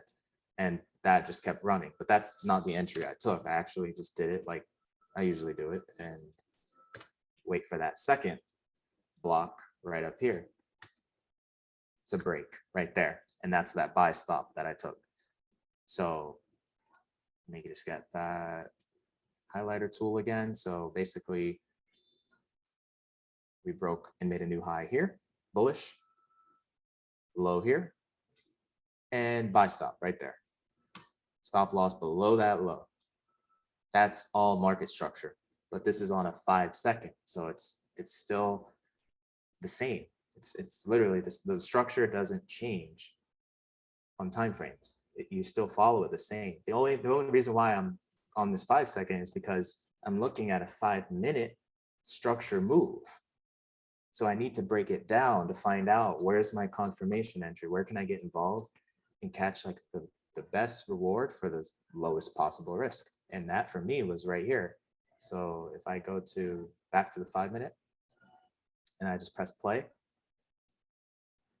right? So I think it's funny because like this was actually a -1. This trade actually did get stopped out, but I believe it kept going. So let's see. Yeah, right there. Okay. This wick right here, it stopped it out. That's cool. I think it might have broken even or -1, whatever the case was, it was fine. I think I took an entry further over here, right? Because I understand that it's the whole point of this demand zone is that it's still filling orders here. They're still getting rid of those cells that they put in here. They're It's a still liquidity mitigating, point. right? Mhm. So it doesn't mean, oh, now I got to be bearish because my buy didn't work. Right. Like, sure, the price could have actually gone up, taken off, but sometimes it'll do this and then go even lower, tap the zone as far as it can, and then shift and go right back up. So I wasn't giving up. Go And ahead. can I, and then didn't mean to cut you off, Alex, and that's one of the Yeah, you're things good. that me and Chris and Leslie been talking about. One of my strategies is that, because even when I look here, Mhm. this could have qualified for consolidation. Right. And that's why with consolidation, you don't trade it until you for sure get a breakout. And so when you understand structure and institutional, and you'll understand exactly what orders they're trying to fill next, like eventually they're going to have to fill all this, which they did come back to mitigate. Eventually this is going to have to be filled. So you kind of have an idea of where price probably is going to break next. And so When it breaks out of consolidation, you have another move, and that's why you bought up Right. ultimately, because price, they have to fill this here. Exactly. So, but this was consolidation, so it makes sense, but it consolidated because they're trying to get all this liquidity. So you can even put a big giant money sign here because that's what they were doing. Right. And it's in the form of Wyckoff. I know Wyckoff can be confusing, but ultimately what Wyckoff is a shift from, in this moment, bearishness, right? It got bullish up here, but then it just came in heavily bearish. So the market was bearish. A shift from bearish, which was turning into weak hands, shift from weak to strong hands to bullish, right? So there's times in that schematic or in that consolidation range, same thing, where it can come back and just take you out. It's all like grabbing liquidity until it's ready to do the real move.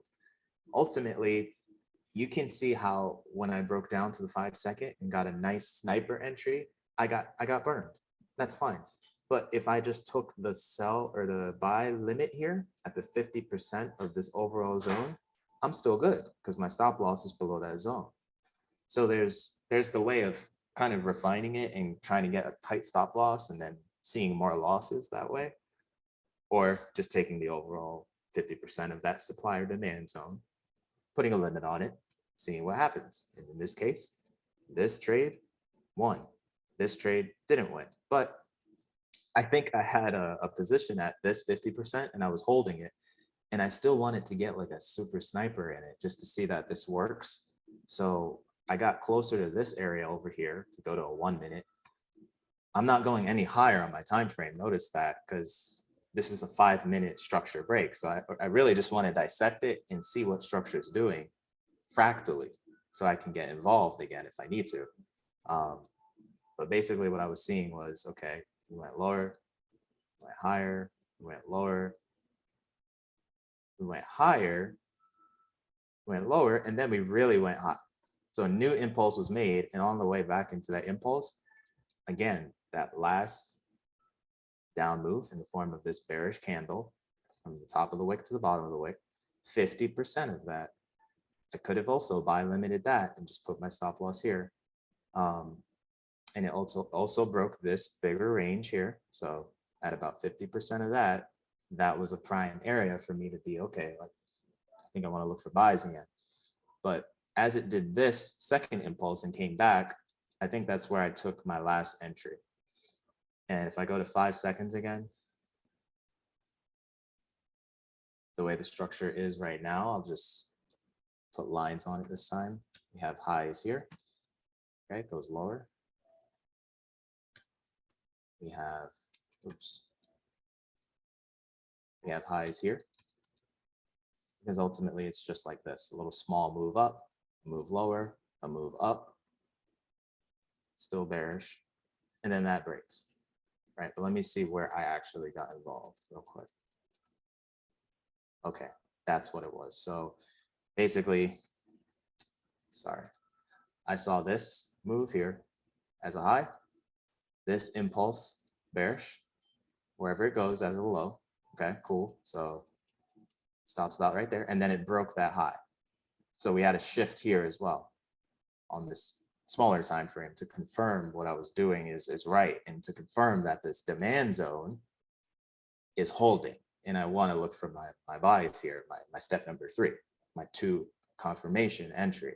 So we go back into basically this range, right? The green box. And as it gets back in, notice how it's just tapping the 50% of the big demand zone. Like it doesn't want to go lower than that area for some reason. So it goes up from there, and my buy stop is entered right here at the second box. But one last thing that I do, if I'm feeling up for it, I'll usually take the 50% of that second box if I need to, and just look to buy it there in this case. So let me see where I actually bought it at. Okay, so technically this second box is not valid yet because price hasn't gone above it yet. It's still just within a range right now like this. So let's wait. Okay, it breaks above, it's valid. I think I took a buy up in here. This is 50% of this box from this high to this low. So really, that's all I was looking at in this moment, like this, just like that. 50% of the box, right up in this area. I took a buy limit, stop loss below the low of that box. So basically, this high to this low, that's the range, 50%. And it just took off. And then my target was back on that 5-minute. Target was here. 1 second. Basically, Here? you're way beyond your target. Yeah, definitely. This was like the first target. So there was a partial I took here. And then the main target was here. Because remember, the whole structure play of this time frame, the 5-minute, was up or Oh, higher yeah, high, because I higher had to low. fill that imbalance candle there. Yeah.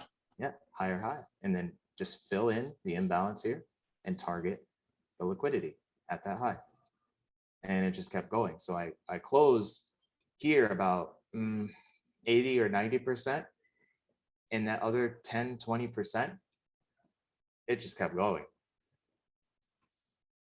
And it was at break even. So it never got really back down to that break even for a while. Just like I said, it kept going. And then I had this all drawn up.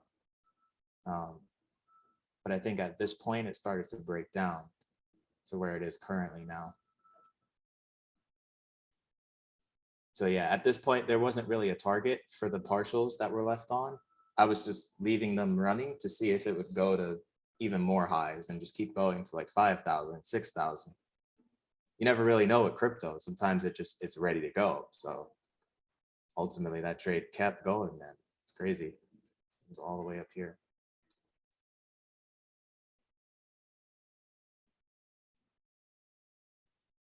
Just speed this up a little bit.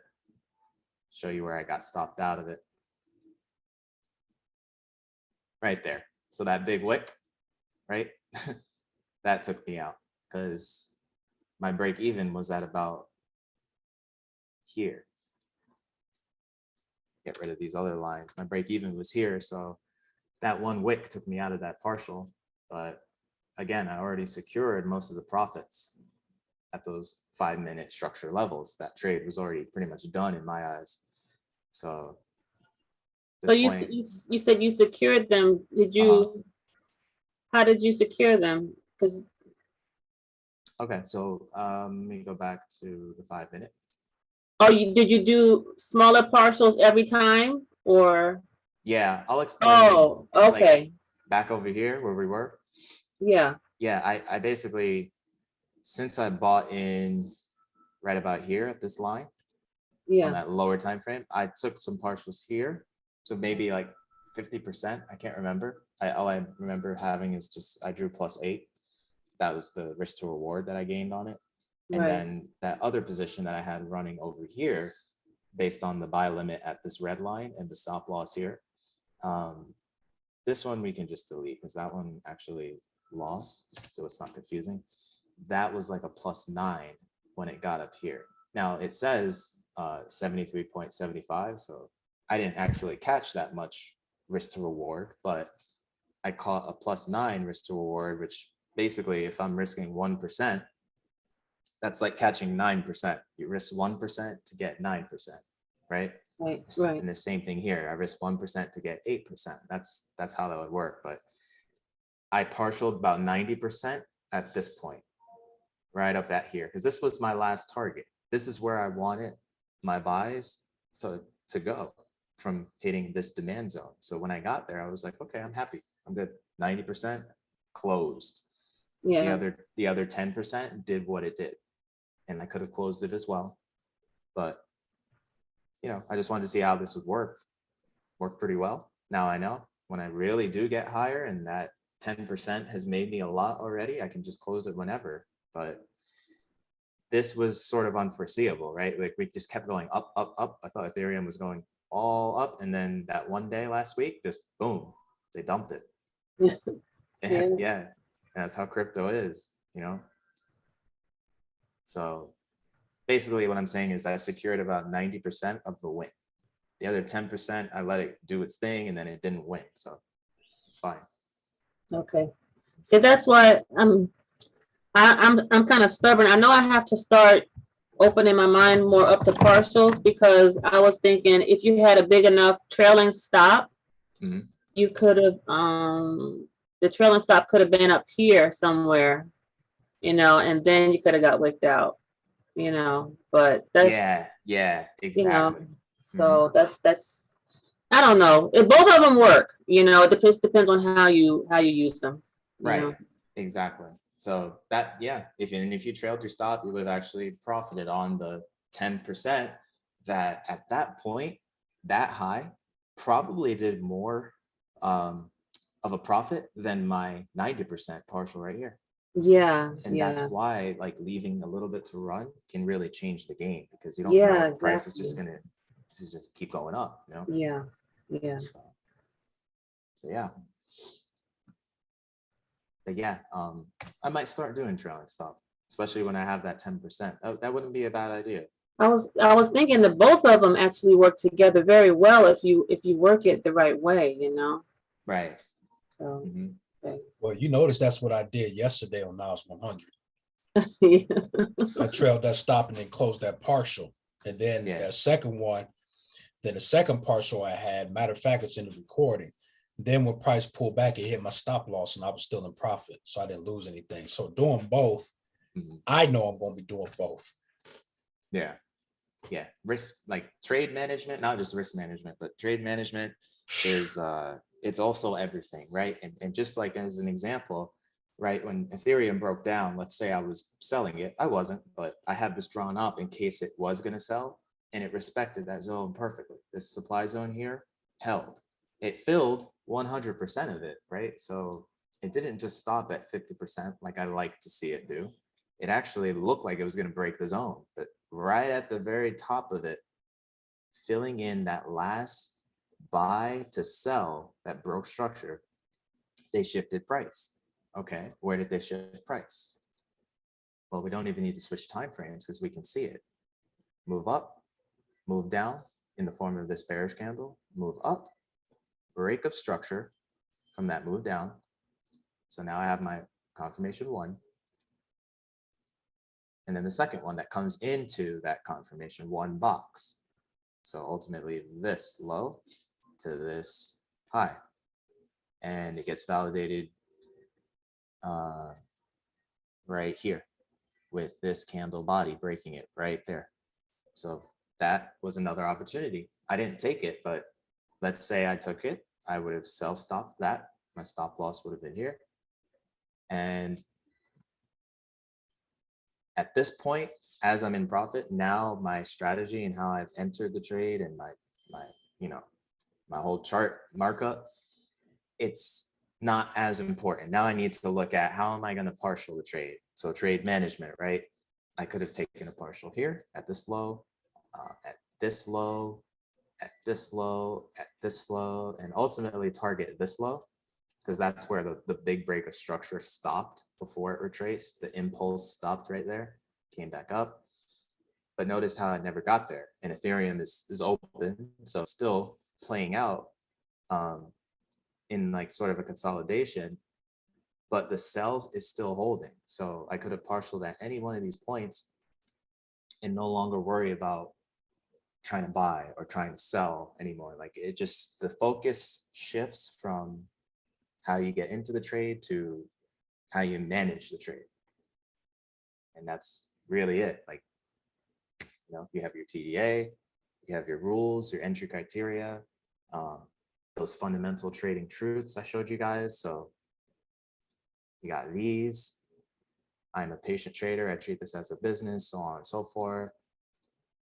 And you can see that every day when you get on, and just know that if you're risking appropriately, risk management, there's nothing to fear with the losses. It's fine to take 10 losses inside of this zone. But if you're sticking to your rules like me, it's that double structure break box confirmation. And I keep getting that over and over again, but I've lost 10 times in a row. That's fine. Because what happens when the one works? Now I made up for every loss. And that's how you really just figure out what your edge is and just stick to it. And you'll start to see how it really benefits your account when you don't react out of emotion, you know, and just stick to whatever it is you do like a robot. But yeah, that's Yeah, I'm trying to get to that robot level. yeah, we all are, trust me. Emotions are hard to control, but yeah, Tell me about it. yeah, but it really helps to just put in the time to grow your confidence in whatever strategy it is you're using or whatever edge it is you're using. Because I feel like strategies, they come and go, and like we always, at least I used to always switch up what it is I'm doing and add to it, and I really wasn't seeing it the right way. Really, what it is an edge that you follow, that you understand through testing, and you do it every single time it tells you to do it.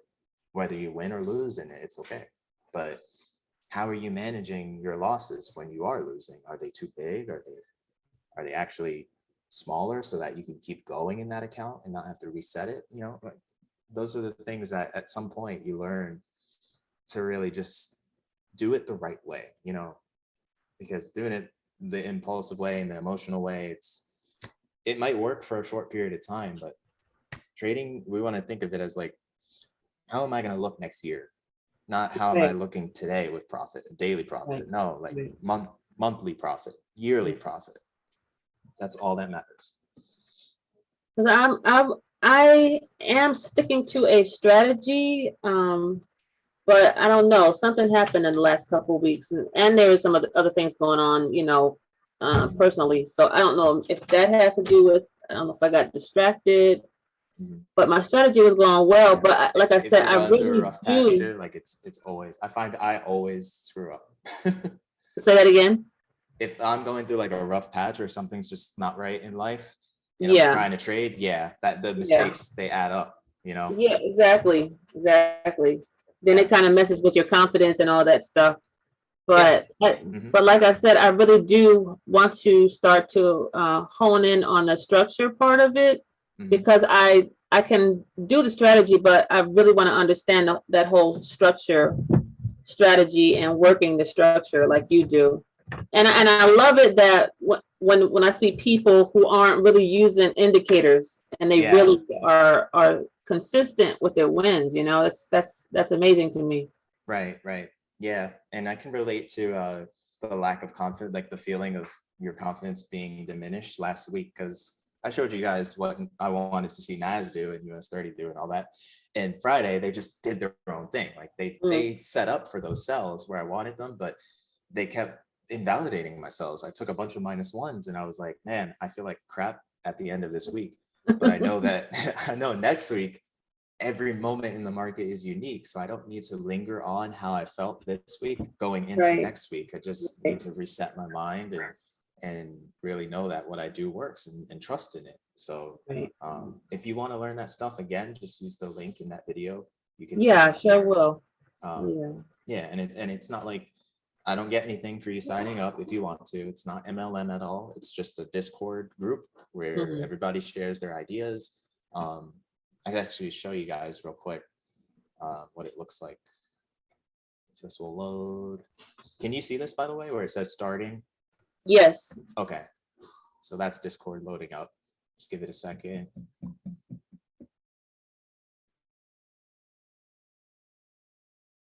I feel like my computer just goes 50 times slower when I'm sharing my screen.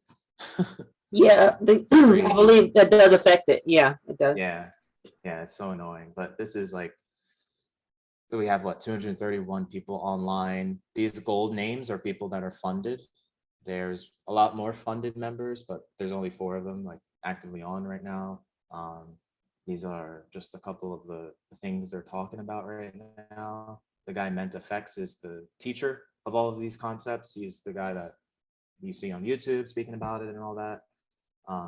And then he'll post like his trade ideas, right? So let's see, let's go up. how he partialed and stuff like that, what he's looking for the week. So like this was GU.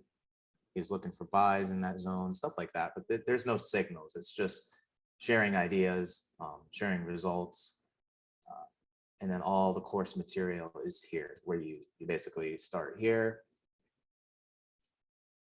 and you read through everything.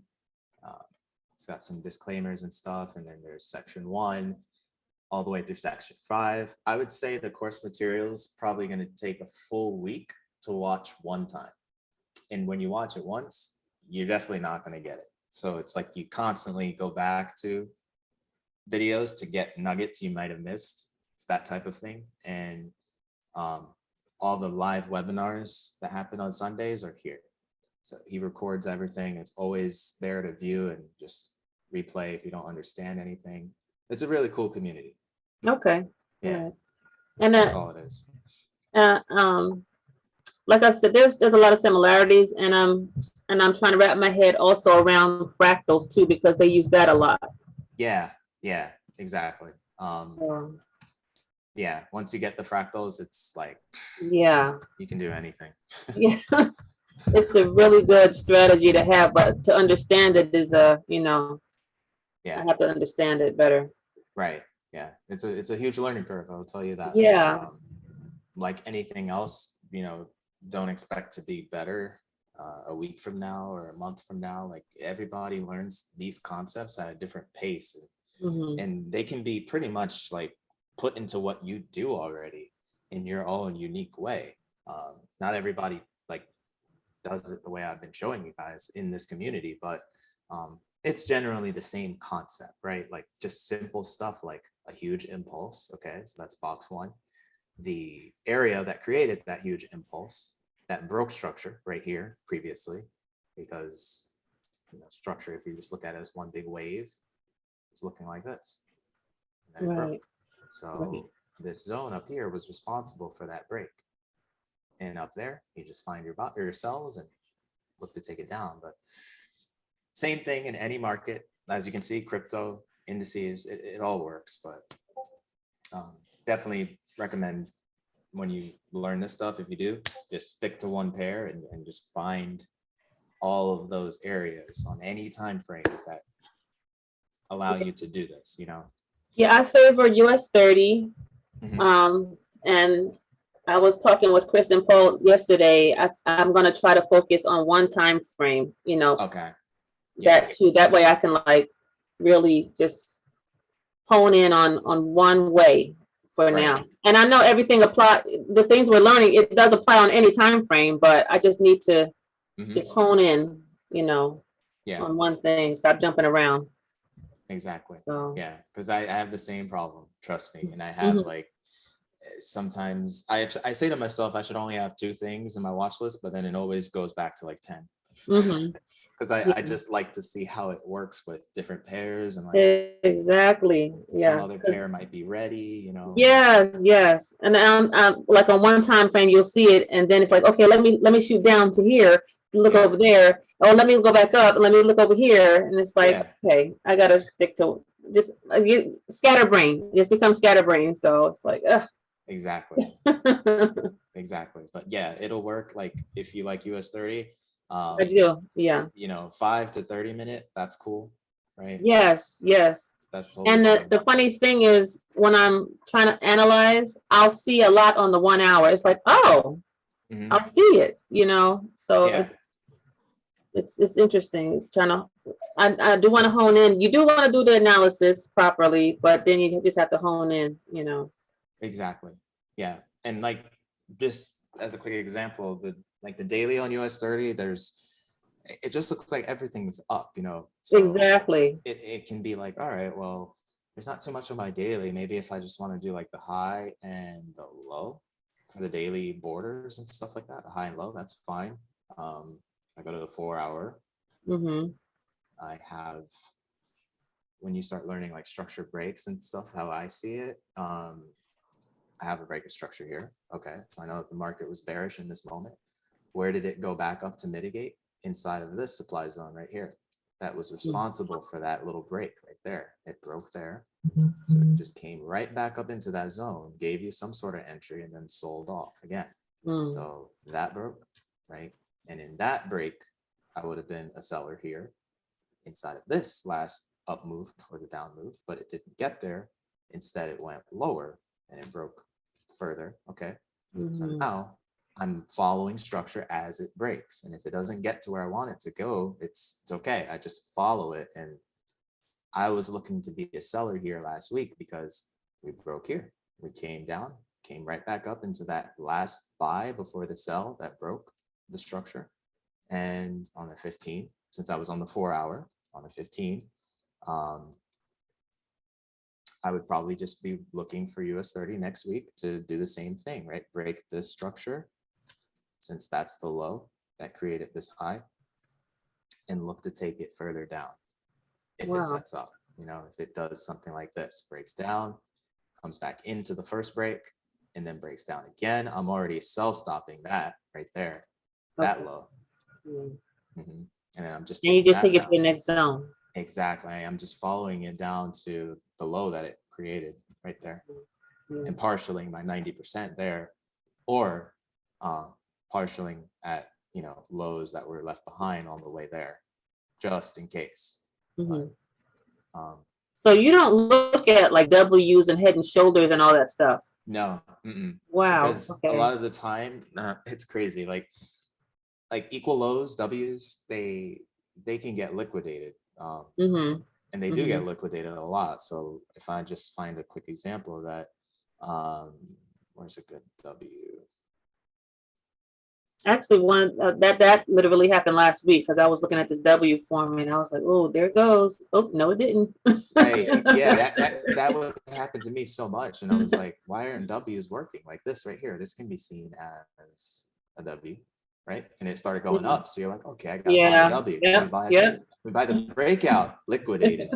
Yep. Liquidated the lows, and then after that liquidation, it shifts again, and then you're off, you know? Right. Right. That's why, you know, with smart money, it's not, we don't focus on that at all, because we know that like retail traders get liquidated in those shapes all the time. Yes. So the structure and following it helps you to avoid that, because like in this example, ultimately the structure broke here. If we just follow it, it's doing something like this, and it broke there, shifted. So anything inside of this range really was responsible for going bullish, and it was literally what was inside of this wick. On a lower time frame, it might have been demand zone or something, right? And it just took that W out to tap further into that demand zone from that wick, right when that structure broke, and then went higher. So that's the type of stuff you'll start to learn and see differently than what you're really used to. Yeah. Smart money. But yeah, definitely anything from the 5 to 30 minute, that's cool for US 30. Yes. Yes. Yes. My other issue is I always thinking if I think I'm going to be scalping, I'll say I'm going to scalp. I'm going to scalp. Yeah. And I'll get into a scalp and I'm like, oh, I think it's going to keep going. And it gets me. I have to stop doing that. I have to either be stay with the scalping or not. Yeah. I know, that's like, man, do I want to trade the 1 hour and just swing trade or intraday, and then I want to get on the 1 minute? That's like, it's so tempting. But like, if in smart money, at least you can do that if you want. You can do the scalping, and as long as you get the way that structure plays out and confirms itself as zones, then you're totally able to do that on the 1 second. So 1 second, if I just zoom out, because you have premium. I guess you have premium. Yeah, I have premium, but I was able to get it for $5. There's a guy that has access to premium. You just pay him $5 and he'll activate an account. But that's a guy. Oh, okay, got it. He's public though. No, he's actually a public. He used to be on Instagram, but I think he had to kind of be like word of mouth type of thing. But if I was to give it to you or anybody, he'll do it for you. It's just direct message him in Telegram, and he'll set you up for $5. Oh, Okay. Yeah, because I have Pro Plus and I was trying to look down at the 1 second, the 5 second, and it wouldn't let me. So, okay. Exactly. Yeah. That's what I had. And I was like, Yeah. man, I'm paying $30 and I still can't get the second. So Right. let me pay Right. $5, you know? Yeah. So this is the 1 second, like the same thing is happening here. Where you have, you know, this more institutional structure high, this low, it breaks right here and it comes back into the area, the last move down that broke that move up, that broke that high right there. So for 1 second, even still working, just like any Right. other time frame. Yeah. I gotta go back and look at those videos, Wyckoff and all that stuff. Yeah, yeah. Wyckoff, like I'm not good at it, and I've been doing it for months with this mentorship that teaches it, but I don't like to like get confused with all the labeling. So the Oh, alternative way to see it, which he teaches, is just looking at like a structure break like this and okay. a double structure break, basically for like confirmation. So this would be the second one right here. Okay. And that's there's Wyckoff inside of that, but I don't actually like label it myself, and I'm not interested in learning it because it's the same thing as structure breaks, really. So after the double structure break, that's when you see to get in. Yeah, exactly. Okay. That's where Okay. I'm seeing Wyckoff, which is the shift from weak to strong. In this Right. case, the market has been bearish, strong, but then it starts slowing down, and then there's shifts happening inside of here that's transferring weak to strong. Now the strong is becoming the bulls, and I have confirmation of the bulls being the strong when I see that structure break here first. From that high to that low, we go higher, and then we come back into that area that broke and take out that second high and that low. Now this doesn't always work, but it works more than it doesn't. I was gonna say it has higher possibilities. Yeah. Right, Yeah. right. And then on that second break, all I'm doing is either looking at 50% of the range to buy limit. In this case, it works beautifully right here. And my stop loss is below that range as well. So right below that box right here. Okay. Or just buy stop that open Right. of the second box and just let it run and have a bigger stop loss. But there's never a guarantee it's going to come back in and get you that 50% buy limit, so to speak. So it's like you can either do the buy stop of the second box or just buy limit and hope that it hits you. Uh-huh. Okay. So, Okay. but yeah, and I don't really like, if you're trying to learn this and you go afterwards into back testing, doing what I did here, and you find it's just a little too confusing or it's not working, just, you know, keep testing it and look, Right. look at that video and look to join the mentorship if it makes sense for you to do so. It's just 100 a month flat. Okay. All right. I don't want to keep you. I know you said something about 6 o'clock and it's already past that, but I can go back and look at this recording. Okay. That Paul. Yeah. Thank you, Paul, for recording this. Yeah. Appreciate it, guys. No problem either. Yeah. I'm going to stop my share, Paul, but if you want to do something, go for it. Thank you, Alex. Appreciate it. Yeah, no problem. Paul, Chris, y'all there? Hey, my bad. Can y'all hear me? Yeah. Hey, good stuff. Good stuff. Yeah, some real good nuggets. And sorry, I was gone for a little bit, so I wasn't sure if you, Alex, if you touched on Mint funding at all, but maybe Yeah. we can talk about that later because you Oh, start yeah. on Monday, right? Yeah, I'm starting on Monday and I already got the account paid for. It's for the 100K. So I'll keep posted on that. But yeah, we can talk about it through text or whatever afterwards Awesome. if you want. Mhm. Yeah, Yeah, that'd be you great. can talk about that in our group text, okay? Yeah. For sure, because yeah, man, I definitely look into it, you know, as far as doing it one day, you know, especially if it turns out pretty well for you, you know. Yeah. Yeah. I mean, Yeah, that's exciting. Wow. Mhm. Okay. Yeah, risk it can be a pain having the risk management down and all that, but when you focus on that and your strategy works and you know that it works, there's really just nothing to worry about. You know, just take your rules into consideration, don't break away from your rules, right? I feel like Mhm. everybody should have a max loss per day rule. Like you lose 3 times in a row, or you lose 3%. Like that's a lot for me. But if you lose a certain percent in a day, like you have rules and you don't deviate from them. And at the end of the day, that will keep you profitable. Just follow the rules. On the flip side, do you have a max win and then you stop? I'm probably not really, no, to be Oh. honest. Yeah, not really. With the way that these concepts work, I will usually just look to trade and make profits during New York session, Monday through Thursday, because I don't like Friday at all, based Okay. on this last Friday. It was a mess. Yeah. And yeah, just during that session, I want to get in whatever risk to reward I can gain on the account, and just stop after, I'm comfortable. I don't really have like a set percentage gain or anything like that. Okay. But for losses, it's very important. So I would just maybe personally myself, since I only risk 0.2% on every trade, I'm probably going to do something when I start Monday on the funding to only take 3 losses in a row of 0.2, and then start doing 0.1% and give myself 4 extra attempts and just stop after -1% for the day. If Okay. I'm losing over and over again, I don't want to lose more than 1% on the account. Right. Okay. Yeah. Wow. That's big time. Mhm. Right. But yeah. Okay, guys, I had a long day. Yeah. A lot of overloading here, but thank you for joining and listening. Yeah, yo, no, thank you. That was cool. great. That was great. Oh, But I'm yeah, back, no y'all. problem. So is that pretty Okay. much it? Yeah. Yeah. Yeah. Stop the Thanks, recording. Paul.